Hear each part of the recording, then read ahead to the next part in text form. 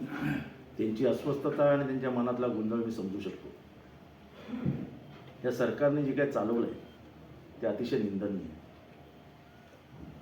या खुनाचा तपास कुठपर्यंत आलाय, कसा आलाय, काय आहे ते सरकार का लपवतं हेच समजत नाही. आणि सरकार सांगत असेल की हे गुप्त ठेवण्यात येतं, हे माझा एक प्रश्न आहे सरकारला. महाराष्ट्राच्या मी लक्षात घेऊन आणून देऊ इच्छितो. शीना बोरा नावाचं एक हत्या झाली होती. त्याच्यात एक IPS ऑफिसरचं नाव ह्यांना बदनाम करायचं होतं. त्या RPS ऑफिसरचं नाव राकेश मारिया.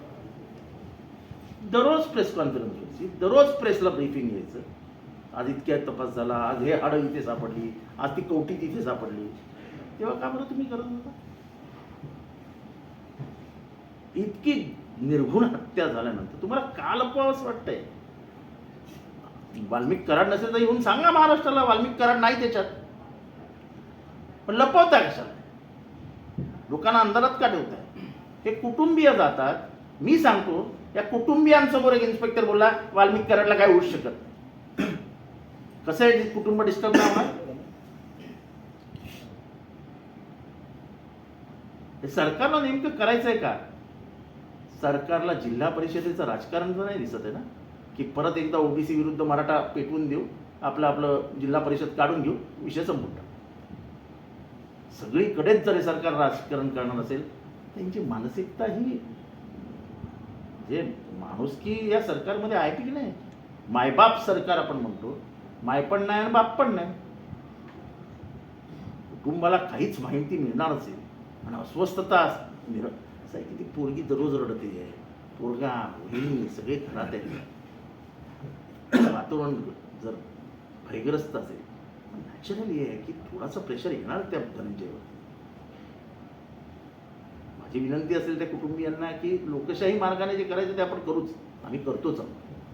पण आपण त्या कुटुंबाचं दुःख तर ते तिथे आपण इथे काय करू शकतो? सरकारनेच मायबापची भूमिका घेतली पाहिजे. नाही ना तुम्हाला करायचं वाल्मिक कराड विरुद्ध काही, सांगून टाका वाल्मिक कराड नाही आहे, कुटुंब बघेल.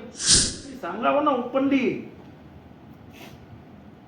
कुटुंबियांनी ओपनली सांगावं.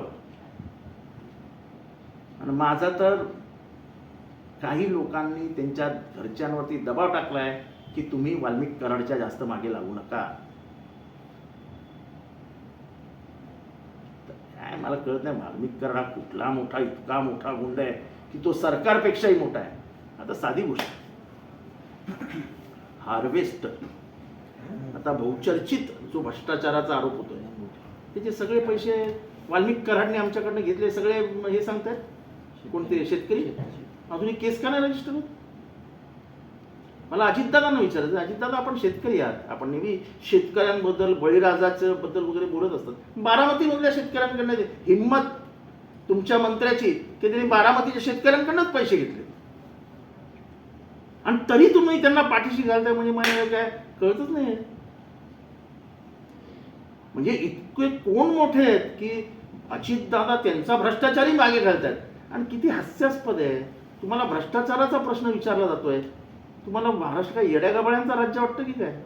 तुम्ही सांगता ते SIT कडे, ते ह्याच्याकडे, ते CID कडे. अरे कुठलं प्रकरण SIT CID कडे आहे? आणि म्हणून आम्ही सांगत होतो की न्यायालयीन चौकशी करा, न्यायाधीश आणा, न्यायाधीशाकडे सगळे जाऊन तक्रार करते.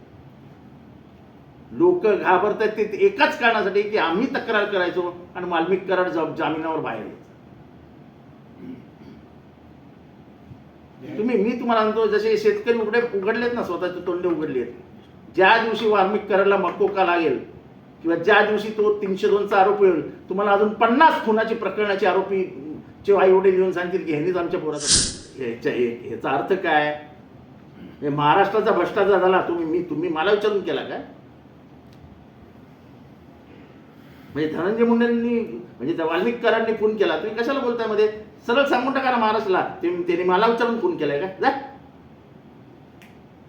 मग सामुदायिक जबाबदारी असते मंत्री म्हणून, हे आपल्यापुरतंच बघा. मग हीच जर माहिती जनतेला दररोज संध्याकाळी किंवा 2 दिवसांनी मिळाली असते तर असं काय संभ्रम निर्माणच झाला नसताना.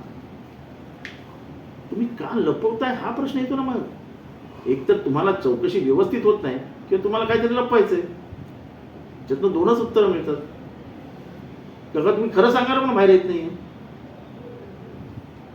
आणि आता मला सरळ म्हणणं आहे की हार्वेस्टरचं अजितदादा काय करणार एवढं महाराष्ट्राला सांगा. तुम्ही त्या पक्षाचे अध्यक्ष आहात.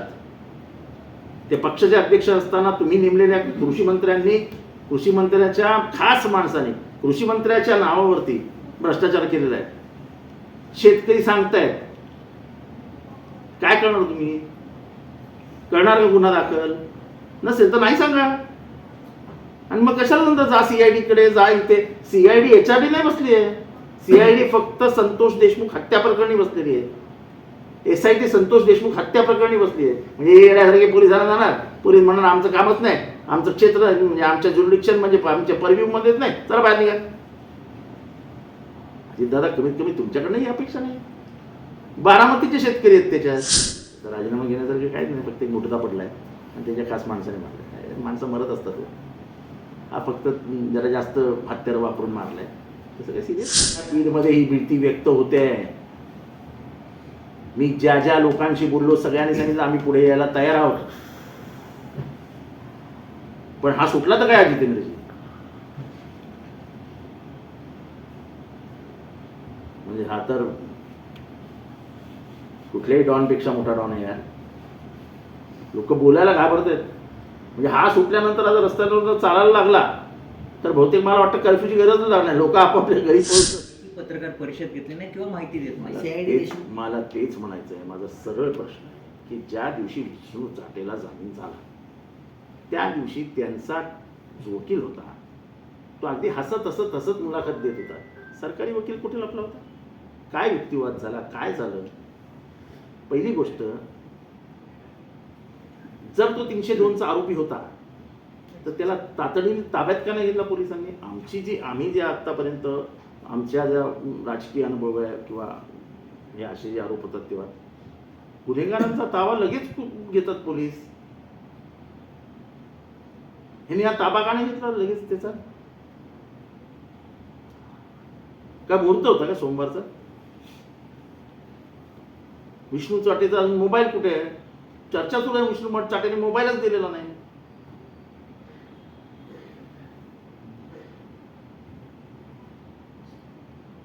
ते जिथे जिथे राहिले तिथे तिथे पोलीस गेलेलेच नाही आहेत. तो कोण, तो मोराळे, त्याला रस्त्यात भेटले कोणते वाल्मिक कराड साहेब आणि ते म्हणाले अण्णा तुम्ही छोट्या गाडीत चालले. आणि ती गाडी कोणाची? तो चालवत कोण होता? त्याचा काही माणूस वाल्मिक कराड जर अक्कलकोटला आला होता तर तो राहायला कुठे होता? ते पैसे कोणी भरले? काय म्हणजे महाराष्ट्राला काही कळूच द्यायचं नाही. आणि ह्याच मोराळीची गाडी अजितदादांच्या ताफ्यात होती. त्या मोराळीला हसू येतात, अण्णा तुम्ही लहान गाडीत या मोठ्या गाडीत. अरे म्हणजे इतकं सगळं सोपं झालंय. आमच्यावर केसेस म्हणजे उदाहरण देतो, माझ्यावर केस पडली तो पोलीस आमच्या मागे असे करत लागतात. ना ते एफ.आय.आर. झालाय तुमच्यावर. यांच्या वाल्मिक करारमध्ये बरं एफ.आय.आर. झाला, काय नाही त्याचा हे ओपन आउट करत? आमच्यावर करताना बरं वाटतं ना. आम्ही काय म्हणत नाही त्याच्यावर करा, नसेल तर नाही सांगा ना महाराष्ट्राला. तेवढी ते हिंमत ठेवा की त्याच्याविरुद्ध कुठलाही पुरावा आमच्याकडे नाही. आता या हार्वेस्टरच्या बाबतीत तुम्ही काय करणार? ओपनली शेतकरी सांगतायत का केस नोंदवत नाही. त्यांनी आरोप केला की पंढरपूरला ते गेले असता त्यांचा केस घ्यायला नाकार दिला. कोण आहे तो पोलीस ऑफिसर जो केस घ्यायला नाकार देतो?